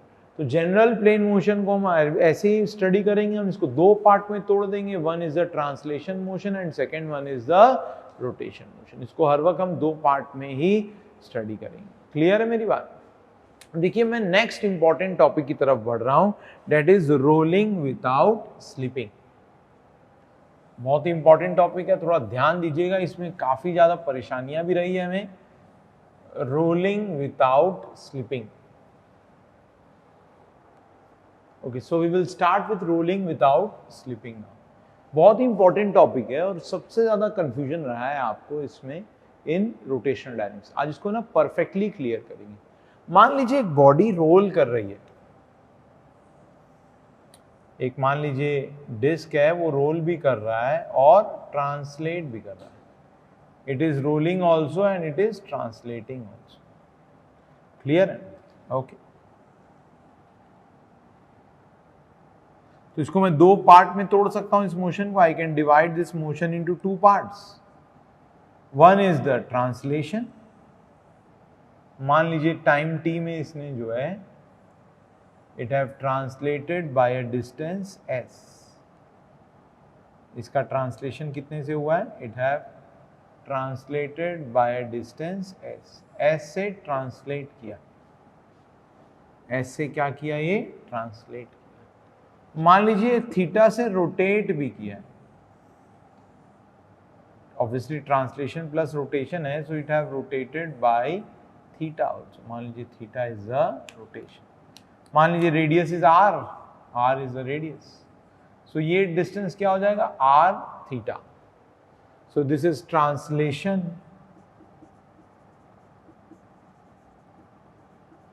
Plus rotation. If s is equal to r theta, then rolling is without slipping, then no slipping.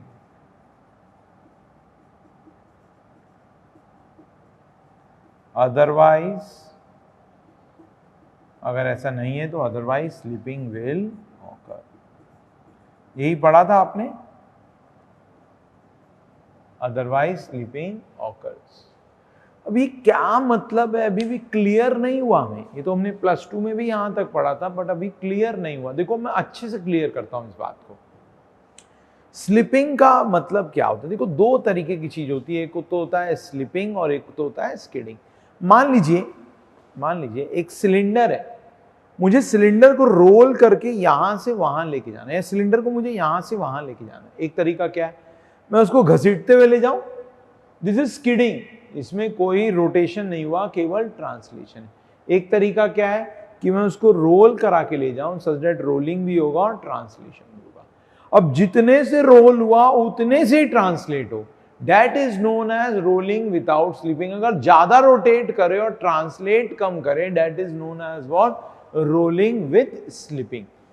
और अगर ट्रांसलेशन ज्यादा और रोटेशन कम हो तो उसको क्या बोलते हैं हम लोग, स्किडिंग मोशन। देखो एक और एग्जांपल के थ्रू समझाता हूं।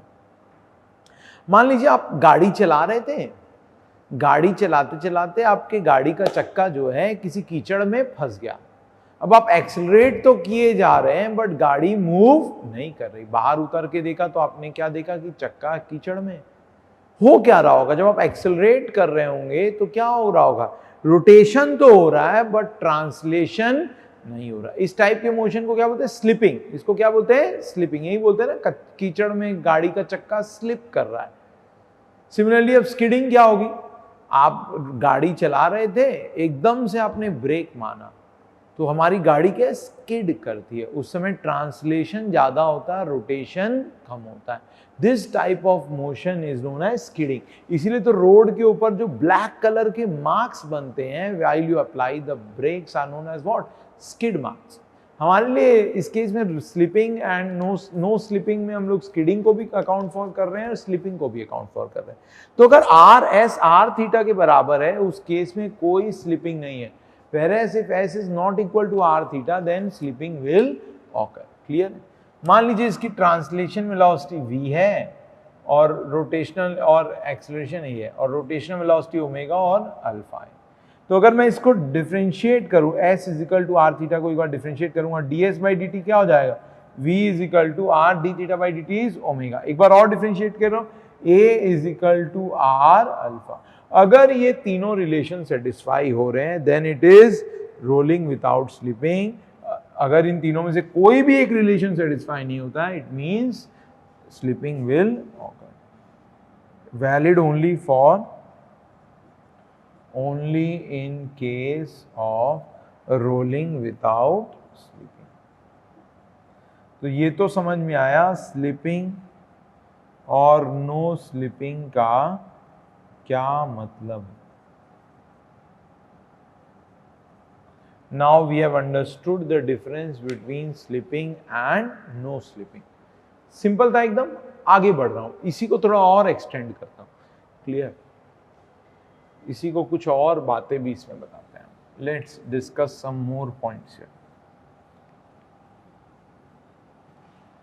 और इंटरेस्टिंग बातें बताता हूं, देखो इसके बारे में।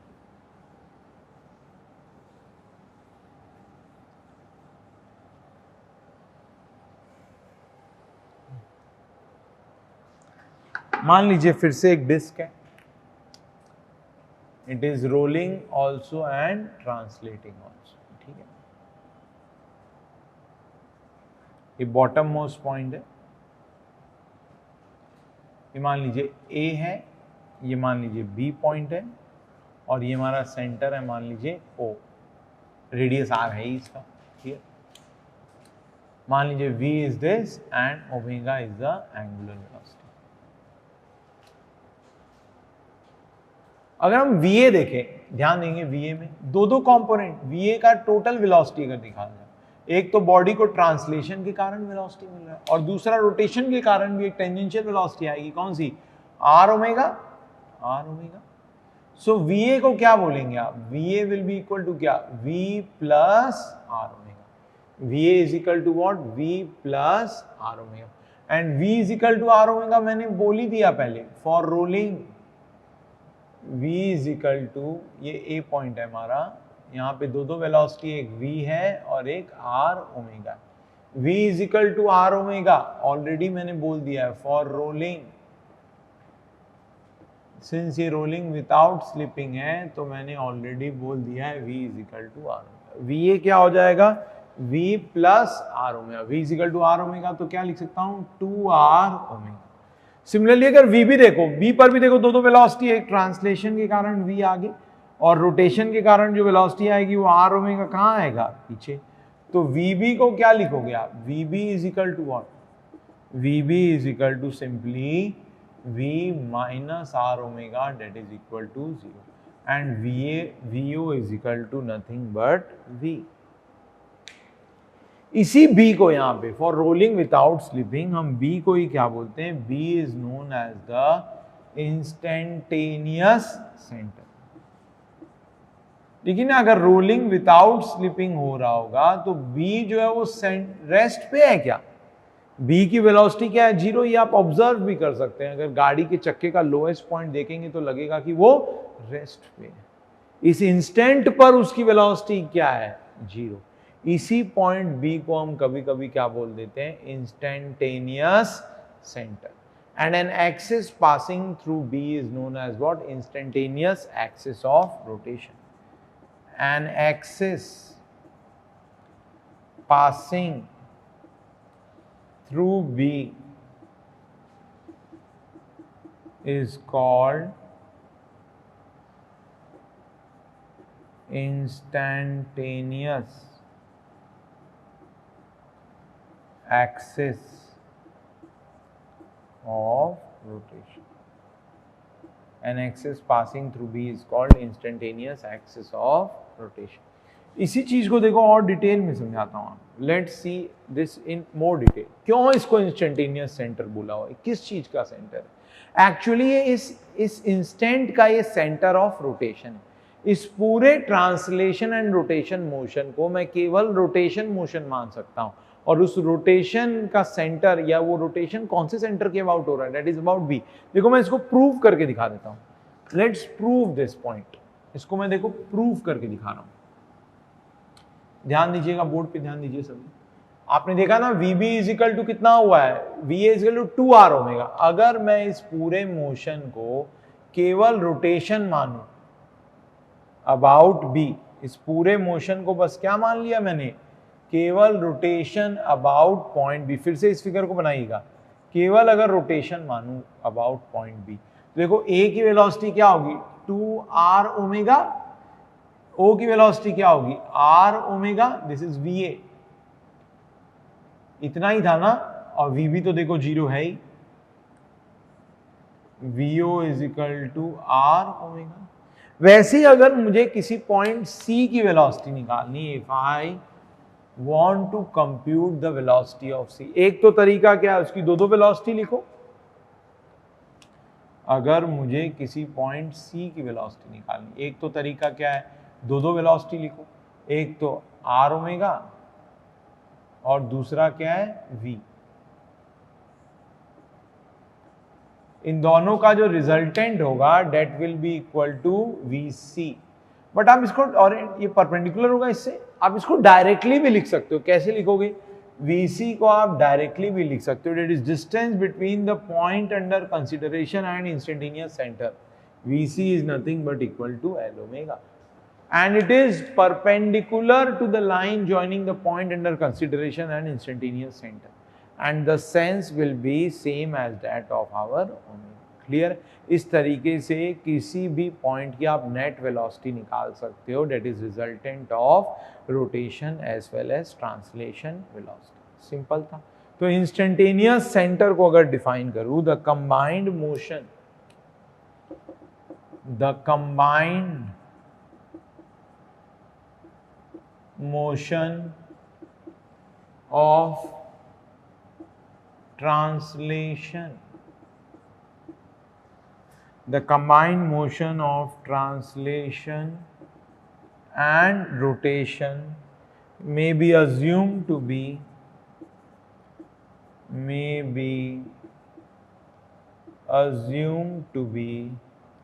a motion of rotation, या may assume to be only rotation about a center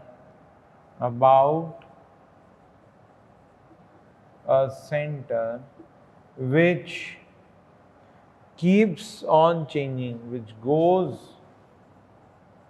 ये सेंटर लगातार चेंज होता जाएगा, which goes on changing, ये पॉइंट बी है, फिर हो सकता है पीछे वाला पॉइंट बी डैश है वो इधर आएगा, फिर वो बन जाएगा, which goes on changing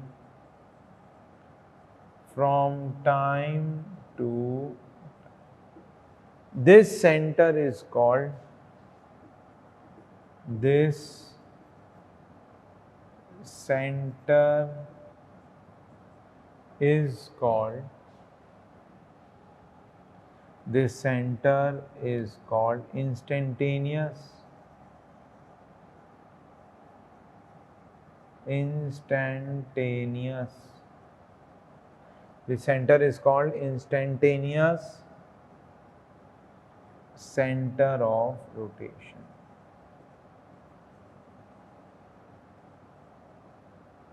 This center is called instantaneous center of rotation. Instantaneous center of rotation. Clear है मेरी बात? सिंपल था एकदम. इसी को हम लोग इंस्टेंटेनियस सेंटर या इंस्टेंटेनियस सेंटर ऑफ रोटेशन बोल सकते हैं. इस इंस्टेंट का सेंटर है, इसकी हेल्प से अब आप किसी भी पॉइंट की रिजल्टेंट वेलोसिटी निकाल सकते हैं. That is distance between the line joining the point under consideration instantaneous centre into omega. ये इंस्टेंटेनियस सेंटर तभी एग्जिस्ट करेगा when rolling is without slipping. When rolling is with slipping then instantaneous centre will not exist. Clear है मेरी बात? देखिए, अगर total kinetic energy की बात करें for rotation plus translation motion, अगर टोटल काइनेटिक एनर्जी की बात करें तो काइनेटिक एनर्जी के दो कंपोनेंट होंगे.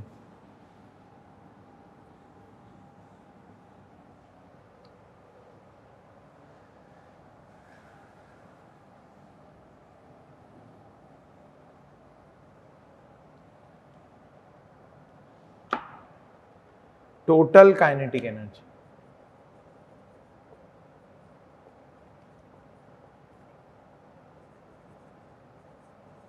is equal to translation kinetic energy plus half I center of mass के अबाउट है into omega square. Cm is center of, ICM is moment of inertia about center of mass. Moment of inertia about an axis passing through center of mass, about center of mass, center के बाद. तो यहाँ दो kinetic energy, एक translation के कारण और एक रोटेशन के कारण. ध्यान देना है कि in the general plane motion we have two types of kinetic energy, one is translation and one is rotation. Clear है मेरी बात? सिंपल था, इसको भी नोट कर लीजिए. नेक्स्ट बढ़ते हैं. नेक्स्ट देखो, एक प्रॉब्लम के थ्रू और बातें समझेंगे. हटा रहा हूं उसको मैं. फ्रिक्शन का थोड़ा एक डायरेक्शन है, उसको भी समझने की कोशिश करते हैं. फ्रिक्शन का एक डायरेक्शन है, उसको भी समझने की कोशिश करते हैं. Late us see this. मान लीजिए एक फोर्स P लग रहा है, एक सिलेंडर है यहाँ पे एंड इस पर क्या है, एक फोर्स P लग रहा है. ऊपर से आपने एक फोर्स लगाया, सो it will translate also and it will rotate also. But वो तभी ट्रांसलेट और रोटेट करेगा जब एक रफनेस हो. अगर कंप्लीटली स्मूथ सरफेस हो तब ये केवल जो है प्योर रोटेशन, प्योर रोलिंग या प्योर रोटेशन मोशन में कोई ट्रांसलेशन नहीं होता. अगर हमारा सरफेस कंप्लीटली स्मूथ हो जाएगा then it will only be pure rotation. उस समय कोई ट्रांसलेशन नहीं हुआ. ट्रांसलेशन होने के लिए हमारे नीचे वाले सरफेस को रफ होना पड़ेगा. ये तो बात आप समझते हैं. अब तो रफ है ये सरफेस. मान लीजिए एक फ्रिक्शन लगेगा. अब फ्रिक्शन का डायरेक्शन क्या होगा? मुझे फ्रिक्शन का डायरेक्शन पता लगाना. बहुत सिंपल है. देखिए, it is translating as well as rotating. So in this case अगर मैं FBD बनाऊं इसका, so, फ्रिक्शन का डायरेक्शन क्या होगा? FBD में फ्रिक्शन का डायरेक्शन क्या होगा? देखिए, अब ध्यान दीजिए, इस पॉइंट अगर ये स्मूथ सरफेस होता तो स्लिपिंग होता, प्योर रोलिंग मोशन होता। तो इस पॉइंट की टेंडेंसी क्या होती, पीछे जाने की कि आगे जाने की, पीछे जाने की, पीछे स्लिप होने की। इस पॉइंट को फ्रिक्शन पीछे नहीं स्लिप होने देगा, तो फ्रिक्शन कहां की तरफ लगेगा, आगे की तरफ, because friction is always opposing the motion. Friction is always opposing the motion या टेंडेंसी ऑफ मोशन। इस पॉइंट की टेंडेंसी क्या है, पीछे जाने की, तो फ्रिक्शन कहां लगेगा, आगे की तरफ। क्लियर? समझिए, if rolling is without slipping then this friction is static in nature, otherwise it is kinetic in nature. अगर रोलिंग विदाउट स्लिपिंग होगी उस समय friction will be of static in nature, otherwise it is kinetic in nature. देखिए, acceleration A होगा और alpha. F is friction, friction is static if rolling, क्योंकि ये point उस समय स्लिप नहीं कर रहा होगा ना, या स्किड नहीं कर रहा होगा। If rolling is without slipping, otherwise friction is kinetic. Clear है ना? अब इसी के ऊपर इक्वेशन ऑफ मोशन लिख लीजिए। सबसे पहले A is equal to R alpha बोल दिया फॉर रोलिंग विदाउट स्लिपिंग, ये तभी होगा फॉर रोलिंग विदाउट स्लिपिंग। एक और इक्वेशन क्या लिख के आएंगे आप, P plus F is equal to mass into acceleration. This is equation second, ये इक्वेशन 1 है for rolling without slipping, this is equation 2। और एक इक्वेशन मोमेंट का आ जाएगा, क्या, net moment P into R minus F into R is equal to I into alpha. P minus F into R is equal to I into alpha. इन तीन equation से हम तीन अननोन निकाल सकते हैं। तीन अननोन क्या है, A is unknown, alpha is unknown and friction is also unknown. Friction को आप डायरेक्टली म्यू एम जी मत लिख दीजिएगा, वो लिमिटिंग स्टैटिक फ्रिक्शन है। स्टैटिक फ्रिक्शन की वैल्यू म्यू एम जी से कम भी हो सकती है। यहां तीन अननोन है, कौन कौन से, ए, अल्फा एंड एफ। अगर स्किडिंग या स्लिपिंग हो रहा होगा तब एफ के हो जाएगा, डायरेक्शन आप डिसाइड करेंगे अकॉर्डिंगली, एफ के हो जाएगा। ये इक्वेशन चलेगा नहीं, दो इक्वेशन रहेगा, एफ के आपको पता होगा, म्यू के एम जी, आप ए और अल्फा निकाल सकते हैं बाकी दो इक्वेशंस। तो इस तरीके से हम प्रॉब्लम्स को स्टडी करेंगे। यहां से मैंने फ्रिक्शन का डायरेक्शन और बता दिया। लास्ट एक बार कंजर्वेशन ऑफ एंगुलर मोमेंटम के बारे में भी सुन लीजिए, दैट इज एंगुलर मोमेंटम। इसके ऊपर कुछ पॉइंट्स बता के फिर बस डिस्कशन चालू रखेंगे। मतलब एंगुलर मोमेंटम के बारे में भी कुछ सुन लीजिएगा। फ्रिक्शन के डायरेक्शन के बारे में आप डिटेल में समझें। एक एंगुलर मोमेंटम के बारे में सुन लीजिए, फिर कुछ क्वेश्चंस करते हैं।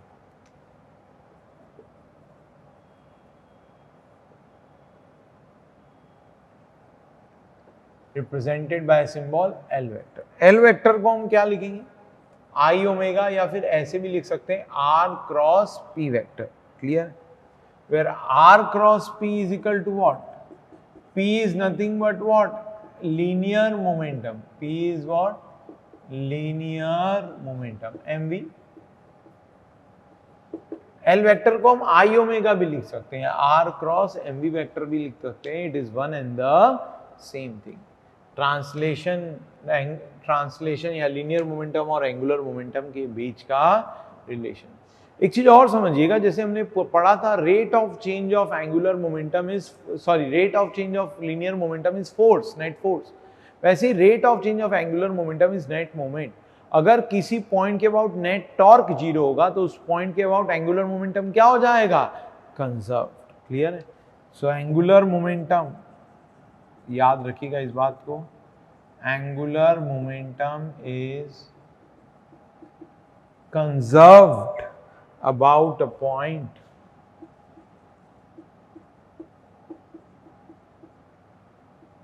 at which net moment equal to 0। अगर नेट मोमेंट किसी पॉइंट के अबाउट 0 है तो उस पॉइंट के अबाउट एंगुलर मोमेंटम क्या होगा, कंजर्व हो जाएगा। This is the principle of conservation of angular momentum. अब कुछ क्वेश्चंस करेंगे। सबसे पहले मैं एक क्वेश्चन दे रहा हूं, आप उसको सॉल्व करेंगे। एक बहुत बढ़िया क्वेश्चन कराता हूं इस रोलिंग विदाउट या रोलिंग विदाउट स्लिपिंग के ऊपर। Let's see the question once.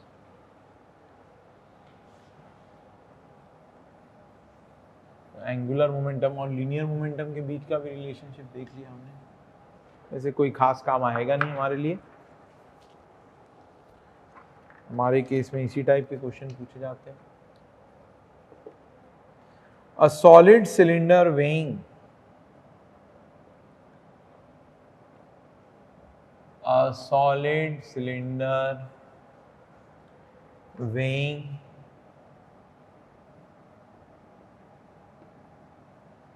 1200 Newton is acted upon by a force P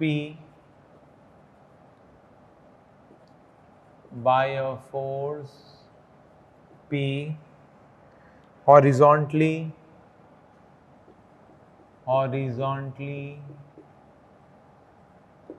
as shown in figure,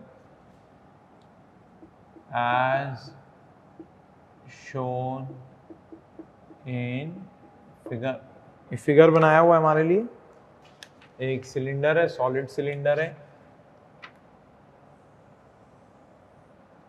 उस पर एक फोर्स P लग रहा है। डाया गिवन है हमें इस सिलेंडर का, डाया गिवन है 1.6 मीटर। निकालना क्या है? सबसे पहला पार्ट, ए पार्ट, क्या निकालना है? Determine the maximum value of P, determine the maximum value of P for which there will be rolling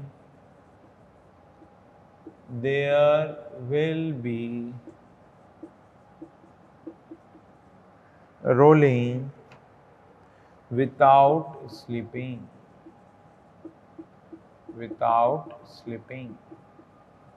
Clear? Similarly, B part क्या है? If P equal to 1000 Newton, determine the acceleration, determine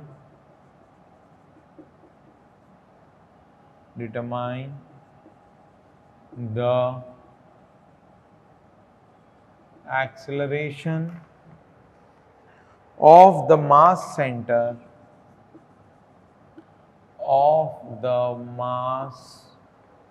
center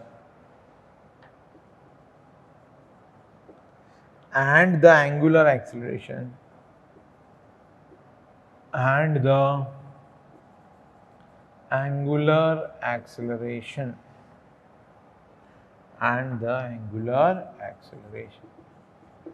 कुछ एक चीजें given है,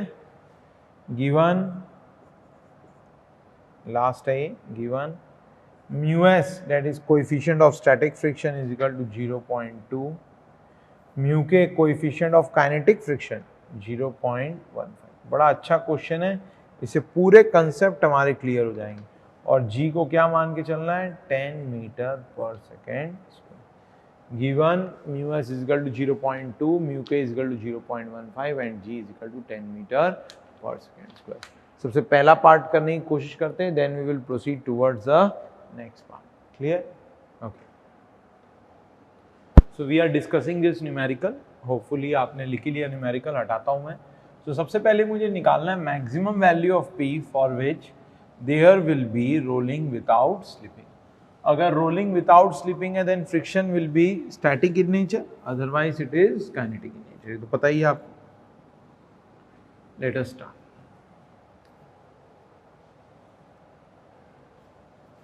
What is the weight of this cylinder? It is given weight of the cylinder is 1200 Newton. एक P force लग रहा है, P force is acting like this. Friction obviously कहाँ लगेगा? इस पॉइंट की टेंडेंसी पीछे जाने की होगी, फ्रिक्शन आगे की तरफ लगेगी. F is static friction. Since rolling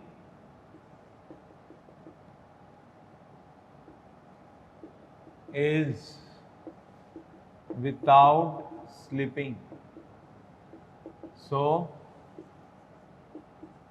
friction is static friction. So friction is static friction. Clear? Friction कैसा है? Static friction. Clear? Okay. दो एक्सेलरेशन ले लेता हूँ. एक तो A और एक क्या होगा? अल्फा. मुझे क्या बताना है? मुझे वो P की वैल्यू, वो मैक्सिमम P की वैल्यू बतानी है at which rolling will be without slipping. Clear? A is equal to R alpha, पहला equation. For rolling without slipping, ये तो लिखूंगा ही,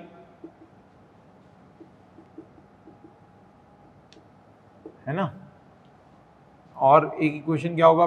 P plus F is equal to ma, second equation. Third equation क्या होगा? P plus F, sorry P minus F, PR minus FR is equal to क्या? I into alpha. Solid cylinder का I क्या होगा? mr square by 2 into alpha. A को क्या लिख सकता हूं? R alpha. A is equal to R alpha. R cancel करो. This implies P minus F is equal to ma by 2. Equation number 3. From equation 2 and 3, P और F के बीच में relationship ले आता हूँ. P ma को उधर से ट्रांसफर कर दो. फ्रॉम इक्वेशन 2 and 3 हम क्या लिख सकते हैं? P plus F equal to 2 into P minus F. This implies P is equal to how much? P is equal to 3F. देखिए जब F मैक्सिमम होगा तभी P भी मैक्सिमम होगा. Now F max equal to Fs is equal to mu s mg. तो mu s weight कितना है हमारा? Mu s is equal to how much? 0.2 और वेट है 1200, सो 0.2 240. देयरफॉर पी मैक्स कितना हो जाएगा? 3 into F S. P max कितना हो जाएगा? 3 into F S.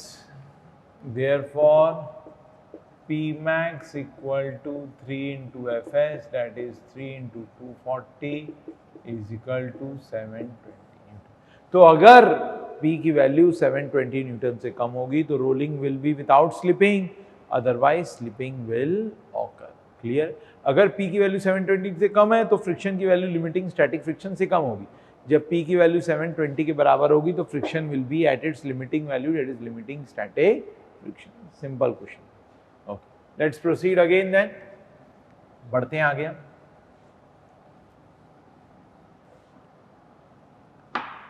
Okay, let's proceed again. Second part कर रहे हैं. सेकेंड पार्ट में बोला गया है कि P is equal to how much? 1000 Newton is greater than 720 Newton. So slipping up हो जाएगा. जो मोशन को हमारा फ्रिक्शन रोक रहा था वो होने लगेगा. That is slipping will occur. Slipping occurs, इसका मतलब क्या है? A is not equal to R alpha. अब A R alpha के बराबर नहीं है. And friction will be equal to what? Fk. That is the kinetic friction. Mu k mg. Mu k mg कितना होगा? 0.15 into 1200. 0.15 into 1200 is 180 Newton. Clear? फिर से देखो, मैं पूरा वो डायग्राम बनाता हूँ. ये P गिवन है 1000 और ये F के. एक ए होगा और एक अल्फा होगा। दो इक्वेशन लिखेंगे। सबसे पहला इक्वेशन क्या होगा, P plus F K is equal to M A. तो ए निकाल लो मुझे, ए और के, ए और अल्फा निकालना है। तो P कितना होगा 1000 प्लस 180 इज इक्वल टू मास 1200, जी को 10 ले लिया इंटू ए। तो ए कितना आ गया, A is equal to 1180 divided by 120। 1180 divided by 120 कितना हो जा रहा है, 1180 divided by 120 that is 9.83 metre पर सेकेंड स्क्वायर। देखो अल्फा, अब ए आर अल्फा के बराबर नहीं है, इसलिए मुझे अल्फा अलग से निकालना है। Now I am calculating alpha. A तो निकल गया, अब अल्फा भी निकाल लेता हूं। अल्फा कैसे निकल के आएगा, now I will write P R minus F के R is equal to I into alpha, that is M R square by 2 into alpha. So P क्या है 1000 माइनस 180, आर आर कैंसिल कर दो आप, is equal to mass that is 120 kg, directly 120 लिख दिया हमने, divided by 2। Radius कितना होगा, डायमीटर वाज 1.6 मीटर, तो radius is 0.8 into alpha. Therefore alpha कितना आ गया, अल्फा को कैलकुलेट करेंगे तो कितना आ जाएगा 1000 minus 180 divided by 60 divided by 0.8, that is 17.08 radiance पर सेकेंड। आप देख सकते हैं अगर आप आर अल्फा कैलकुलेट करेंगे, R alpha that is 17.08 into 0.8, this will come out to be 13.67 which is not equal to A। होना ही चाहिए था क्योंकि this is a rolling without, sorry, it is a rolling with slipping motion, so here A will not be equal to R alpha। इस तरीके से हम rolling with slipping motion को analyse करते हैं। इस केस में हमें स्टैटिक और काइनेटिक फ्रिक्शन गिवन था। याद रखिएगा जब भी रोलिंग विदाउट स्लिपिंग होगा तो friction will be static in nature, whereas for rolling with slipping or rolling with skidding motion will have kinetic friction। और स्टैटिक फ्रिक्शन की maximum value limiting static friction होती है, उसकी वैल्यू लिमिटिंग स्टैटिक फ्रिक्शन से कम भी हो सकती है।